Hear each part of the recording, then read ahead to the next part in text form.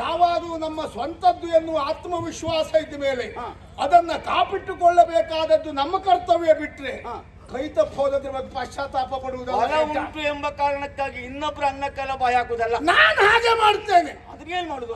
ಯಾಕೆ ಮಾಡಿದ್ದೇನೆ? ನೀನೇ ಅದನ್ನು ಕಲಿಸಿಕೊಟ್ಟವ. ಬಿಡು. ಏನು ಮಾಡ್ತಿಲ್ವಾ? ನಾನಂತ ಮಾಡಿದ್ದೇನೆ.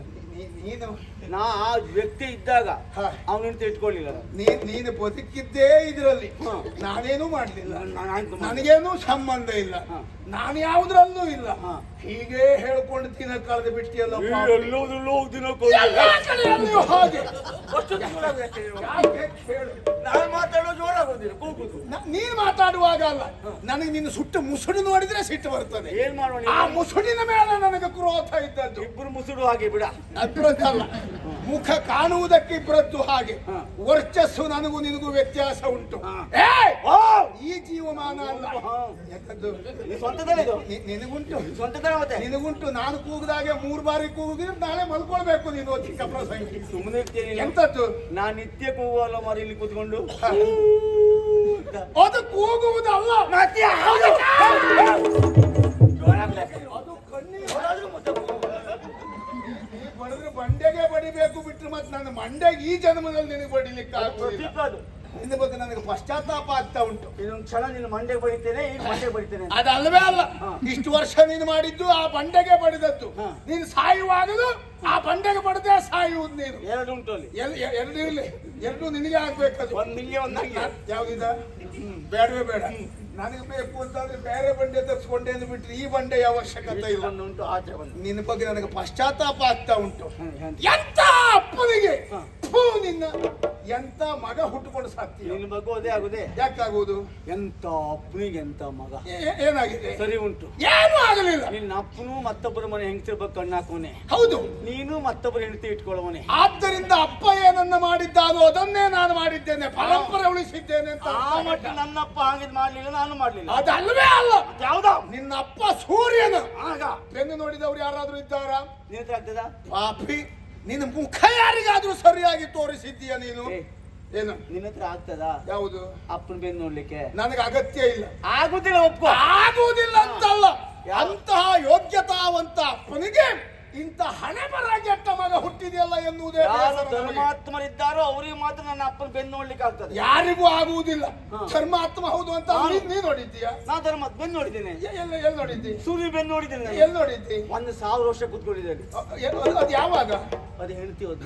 ಅದನ್ನ ಹೇಳು. ಬೆನ್ನು ನೋಡ್ಬೇಕು ಅಂತ ಹೋದದ್ದಲ್ಲ, ಬದುಕುವುದಕ್ಕಾಗಿ ಬೆನ್ನು ಹಿಂಗಡಿಯಲ್ಲಿ ಅವಿತು ಕುಳಿತದ್ದು ನೀನು. ನೀ ಕೊಂಡು ಬಿಟ್ರಲ್ವ ಆಗ ಬೆನ್ನು ನೋಡುವುದು. ಎಲ್ಲ ಆ ಕಡೆ ಈ ಕಡೆ ನಾನು ಬರ್ತೇನೋ ಎನ್ನುವ ಭಯ ಕಾಲ ಕಳೆದವ ನೀನು. ನೀ ಬರುದಾ? ಒಮ್ಮೆ ನಿನ್ಗೆ ಎದ್ದಲ್ಲಿ ನೀರಿದ್ರೆ ನಾ ಇದ್ದಲ್ಲಿ ಬಂದೋಗ. ನಾ ಇದ್ದಲ್ಲೇ ನಿನ್ಗೆ ಬರ್ಲಿಕ್ಕೆ ಆಗುದ, ಮತ್ತೆ ಅಪ್ಪಿದಲ್ಲಿ ಬರ್ತೀನಿ. ಯಾಕೆ ಬರುವುದಿಲ್ಲ? ನಾನು ಅಲ್ಲಿಗೆ ಬರುವುದಿಲ್ಲ. ಮತ್ತೆ ಯಾವಾಗೂ ನಮ್ಮ ಯೋಗ್ಯತೆ ಎಲ್ಲ ಹೇಗೆ ಗೊತ್ತಾ? ನಾವಿದ್ದಲ್ಲಿಗೆ ಅವ್ರು ಬರಬೇಕು ಬಿಟ್ರೆ ಅವರನ್ನು ಹುಡುಕ್ತಾ ನಾವು ಹೋಗುವುದಲ್ಲ. ನನ್ನ ಸ್ವಯಂ ಶಕ್ತಿಯಿಂದ ವರ್ಚಸ್ಸಿನಿಂದ ವೈರಿ ಆದ್ರೂ ಅವನನ್ನು ನನ್ನ ಕಾಲಬುಡಕ್ಕೆ ಕರೆಸಿಕೊಳ್ಳುವ ಯೋಗ್ಯತೆ ಇದ್ದವ ಬಿಟ್ರೆ ಅವ ಎಲ್ಲಿದ್ದಾನೆ ಅಂತ ಹುಡುಕುವುದಲ್ಲವೇ ಅಲ್ಲ. ಸುಗ್ರೀವ, ಇಲ್ಲಿಯವರೆಗೆ ಆದದ್ದು ಆಗಿ ಹೋಯಿತು. ಆದ್ರೆ ಈಗ ಮಾತ್ರ ಹಾಗಲ್ಲ. ಮಹಾಧೈರ್ಯದಿಂದ ಅಣ್ಣ ವಾಲಿ ಎನ್ನುವುದಾಗಿ ಕರೆದಿಲ್ಲ. ಈ ಕೂಗಿಗೆ, ಈ ವರ್ಚಸ್ಸಿಗೆ ಏನು ಧೈರ್ಯ ಹೇಳು?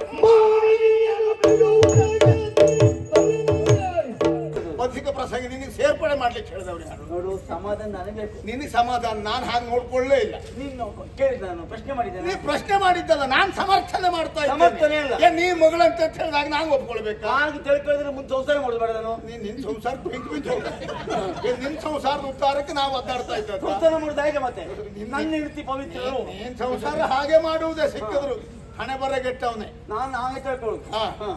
ಮದುವೆ ಕಾಲಕ್ಕೆ ದೇವತೆಗಳ ನೋಡ್ತಾರಂತೆ ಮಂತ್ರ ಕೇಳಿದ್ದೇನೆ ನಾನು. ಹೌದು, ಅದಾದ್ಮೇಲೆ ನಾ ಕರ್ಕೊಂಡು ಹೋದದ್ದು. ಹಾಗೆ ಪುನರಪಿ ಮತ್ತು ಸೇರುವ ಕಾಲಕ್ಕೆ ದೇವರಾದಂತ ಅಣ್ಣ ನೋಡಿದ್ದಾನೆ ಅಂತ ತಿಳ್ಕೊಂಡು ನಾನು ತಿಳ್ಕೊಳ್ತೇನೆ. ದೇವ್ರು ನಾ ನೋಡ್ ಹಾಗೆಲ್ಲ ನೋಡುವುದಿಲ್ಲ. ಹೆಡ್ ಪರದೇಶಿ ಹಾಗೆ ನೋಡ್ಲ. ಮಂತ್ರ ನಮ್ಗಷ್ಟೇ. ನಿನ್ನ ಮಂತ್ರಕ್ಕೆ ಬೆಂಕಿ ಬಿತ್ತು. ನಿನಗೆ ಮಂತ್ರ ಅಲ್ಲ, ತಂತ್ರ. ನೀನು ಕೆಡುವೆ.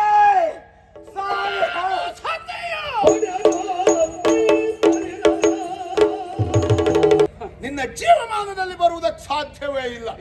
ಅದಲ್ಲದೆ ಇದ್ರೆ ನಾನು ನಿಂತಮ್ಮ, ನನ್ನ ತಮ್ಮ ಅಂತ ಹೇಳ್ಕೊಳ್ಳುವುದಕ್ಕೆ ನಾಚಿಕೆ ಆಗಬೇಕು. ಅಣ್ಣನಾಗಿ ನೀನೇ ಮಾನ ಬಿಟ್ಟು ತಮ್ಮನ ಹೆಂಡತಿ ಇಟ್ಕೊಂಡ ಮೇಲೆ ಮತ್ತೆ ಮಾನ ಇಟ್ಕೊಂಡ್ರೆ ಏನು ಪ್ರಯೋಜನ?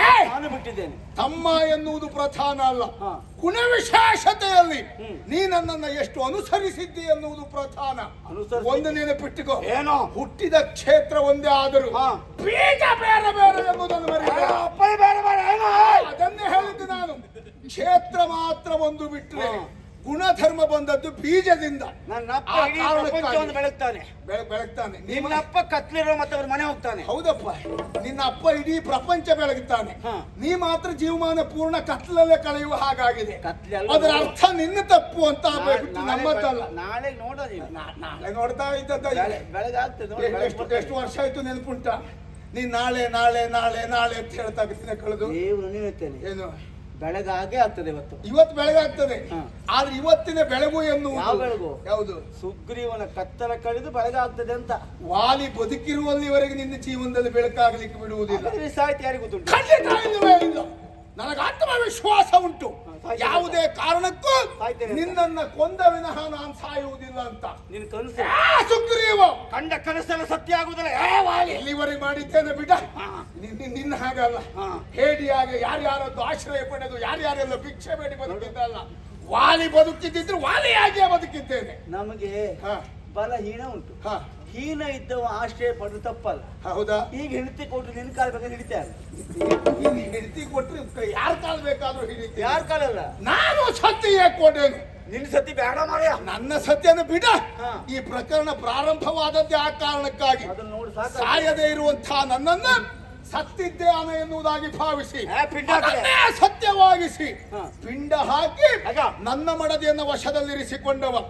ಜೀವಂತ ಇರುವಾಗ ಒಬ್ಬಾತ ಹೆಂಡತಿಯನ್ನ ಕಳಕೊಂಡ್ರೆ ಏನು ಸಂಕಷ್ಟ ಆಗ್ತದೆ ಎನ್ನುವುದು ನಿನಗೂ ತಿಳಿಯಬೇಕು ಎಂಬ ಉದ್ದೇಶದಿಂದಲೇ ನಿನ್ನ ಹೆಂಡತಿ ರುಮೆಯನ್ನು ನಾನು ವಶಪಡಿಸಿಕೊಂಡದ್ದು. ನಿನ್ನ ಹೆಂಡತಿ ಇದ್ರೆ ಬಾ ಅಂತ ಕರೀಲಿಲ್ಲ ನಾನು. ಅವಳಾಗ ಬಂದು ಬೇಡ ಅಂತ ಹೇಳಿಲ್ಲ. ನನಗೂ ನಿನಗೂ ಇರುವ ವ್ಯತ್ಯಾಸ ಅಷ್ಟೇ. ನನ್ನ ಹೆಂಡತಿ ನೀನು ಬಲಾತ್ಕಾರದಿಂದ ಇಟ್ಕೊಂಡಿದ್ದೆ. ಯಾಕೆ ನಾನು ಅದನ್ನೇ ಹೇಳಿದ್ದು, ನನಗೂ ನಿನಗೂ ಇರುವ ವ್ಯತ್ಯಾಸ ಅಷ್ಟೇ. ಕರ್ಕೊಂಡು ಬಾ, ನನ್ ಬರ್ಲಿಕ್ಕೆ ಮನಸ್ಸಿಲ್ಲ, ನಾ ಮತ್ತೆ ಅವಳು ಬಯಸುದಿಲ್ಲ, ಹಾಗೆ ಹೋಗ್ತೇನೆ ನಾನು. ಯಾರು ರೂಮೇ ಕರ್ಕೊಂಡು ಬಾ. ನಾನ್ ಕರ್ಕೊಂಡು ಬರುವುದಿಲ್ಲ. ಒಂದು ಬಾರಿ ಆದ್ರೂ ಮುಖ ನೋಡಿ ಹೋಗುವ ಎನ್ನುವ ತ್ಯವನು ನಿನಗೆ. ಮುಖ ನೋಡುದಲ್ಲ, ಮುಖ ಹೀಗೆ ಇಟ್ಕೊಳ್ತೇನೆ, ಕೇಳಬೇಕು. ಯಾರು? ಖಂಡಿತ ನಾನು ನಾ ಬಿಟ್ಟು ಹೋಗ್ತೇನೆ. ನೀ ಹೇಳಿದಾಗೆಲ್ಲ ಕೇಳಲಿಕ್ಕೆ, ನೀ ಹೇಳಿದಾಗೆಲ್ಲ ಕರ್ಕೊಂಡು ಬರ್ಲಿಕ್ಕೆ ನಿನ್ನ ಜನ ಅಲ್ಲ ನಾನು. ನನ್ನ ಅಣ್ಣ. ನನ್ನ ದೌರ್ಜನ್ಯದಿಂದ ಬದುಕನ್ನು ಸಾಗಿಸ್ತಾ ಇದ್ದವ ನೀನು. ಸುಗ್ರೀವ, ಈಗಲೂ ಅಷ್ಟೇ ನಾನು ಸತಿಯ ಕೊಡೆನು. ಆ ನಿನ್ನ ಹೆಂಡತಿಯನ್ನ ಯಾವುದೇ ಕಾರಣಕ್ಕೂ ಬಿಟ್ಟು ಕೊಡುವ ಪ್ರಶ್ನೆ ಇಲ್ಲವೇ ಇಲ್ಲ. ಹಿಂದೆ ತಿಂದ ಪೆಟ್ಟಿನ ಬವಣೆ ಮತ್ತಾಗುವುದು ಬೇಡ.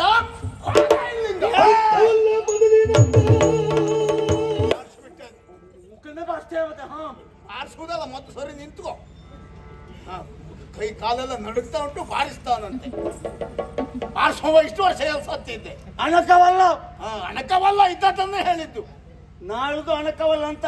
ನೀವು ಅಣಕ, ನಿನ್ನ ಜೀವನವೇ ಅಣಕ.